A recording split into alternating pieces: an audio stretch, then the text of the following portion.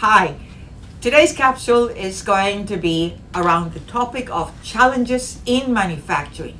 Not only global, but certainly let's zero in on Puerto Rico. This is the voice of Heidie Calero with another economic capsule on Puerto Rico. The first graph that I will depict for you is the PMI index, the Purchasing Managers Index, which gives you an idea whether manufacturing is in a depressive mood or it's in a reactivated mode. And we have there, it looks like an electrocardiogram, but it's really all from 2010 through 2021 through September. It's on a monthly basis. And anything that is above that red line that you see there, the horizontal line, it tells you that the manufacturing sector is in expansion. It's in a positive mode. Anything below that red line tells you that it's in recessionary activity, the conditions in manufacturing. So notice, for instance, in 2017, we had Hurricane Maria in September. That really was dramatic in terms of the decline in purchasing PMI index. As you see there, it was 33.1. Yes, we did recover to 62.8. And then the pandemic hit us. And again, the index went down almost to 41.9 in terms of almost April, May of 2020, when we were on a shutdown mode because of the COVID-19 pandemic. And now in September, we are still in a positive mode. It's 53.2. So good news in terms of manufacturing. Let's look at what's happening in terms of the jobs. Well, the next graph depicts the recovery in manufacturing jobs. Again, notice what happened after during the pandemic of March, April, May, when the manufacturing jobs were 67,000 jobs compared to 766,000 per the establishment survey of the Puerto Rico Department of Labor. And now, as of September, we are back to 79,000 jobs, so a recovery of 12,000 jobs in manufacturing. And overall in Puerto Rico, it's 862, so that's only 6,000 jobs more in manufacturing, which means that in other sectors we're still losing jobs. And notice that we have recovered. Manufacturing has recovered back to pre-COVID levels when it was back in 2018 to 70,000 jobs. So it's now 9,000 jobs ahead of what it was in 2018.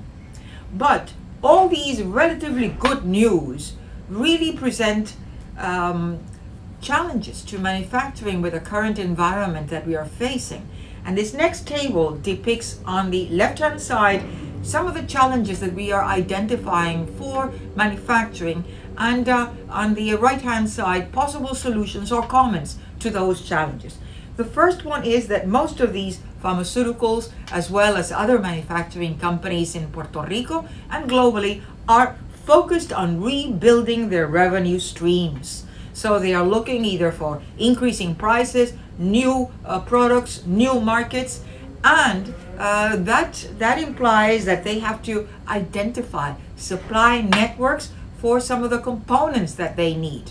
And you have heard or you've read stories in the newsstands saying the car makers are facing difficulties in terms of the body parts or mechanical parts or chips for the new cars, as well as for other computers. This is the chip war with China and the tariffs that the U.S. has imposed on China. It's a reflection on all this interruption in the distribution chain, which COVID-19 really highlighted. So another challenge, post-COVID-19 has reshaped the labor market. So in the States, they're talking about not the Great Depression, but the Great Resignation. There are droves of employees who are resigning because they want either to explore new opportunities, establishing their own business, or trying to work from home, remote. And they want to explore this flexibility with their bosses. So it's a different labor market, which we will see for the coming years. I think it's here to stay.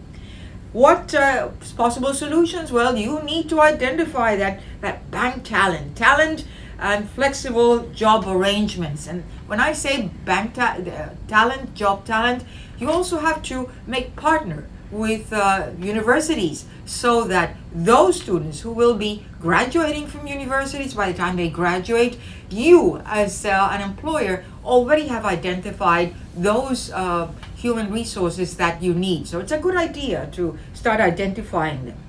Then big pharma.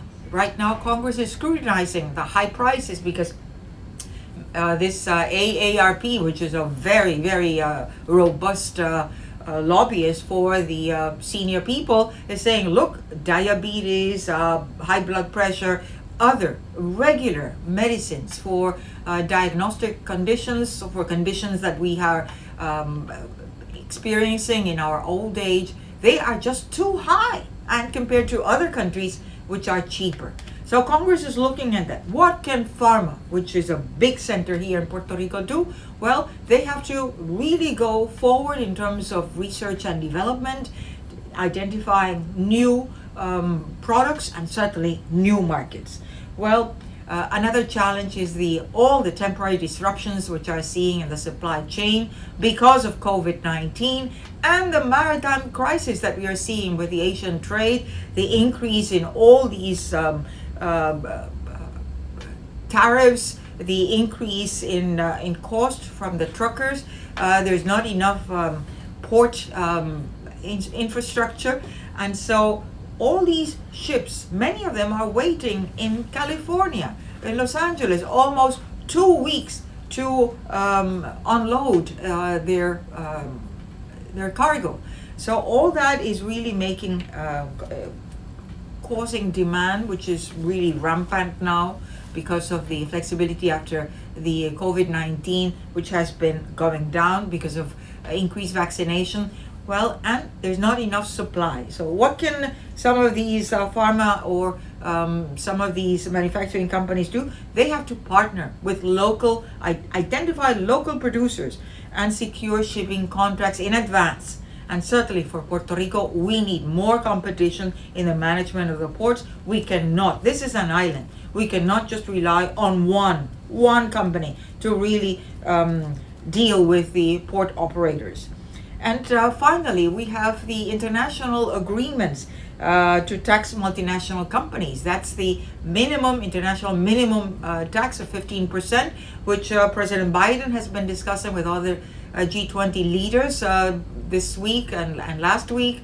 The GILTI, which is almost 16.5% in terms of those taxes. Puerto Rico will have some preferential treatment, but still not enough to overcome. And least of all, we don't know what's happening then with Law 154, which is a 4% tax on the exports of these U.S. multinational companies that now they pay the 4% here in Puerto Rico, but they take the credit against the federal taxes. Well, U.S. Treasury has been telling Puerto Rico, listen, we are not going to allow any more that credit.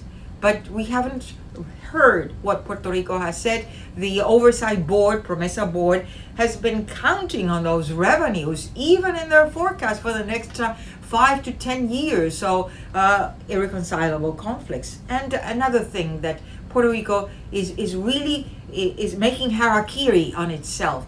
We have to tell all our Puerto Rican residents that this country, this island, is bankrupt, which means that we have to work to make it again, to stand on its own feet and recover the economy. So all this flexi time, all this flexible arrangements, that sounds good, but they should be more. And amendments to the labor laws, unless it's going to make us more competitive, really, let's cool it in terms of new legislation, because our presentation card is very unstable.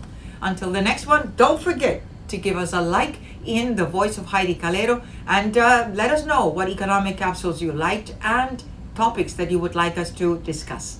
Until the next time, thank you.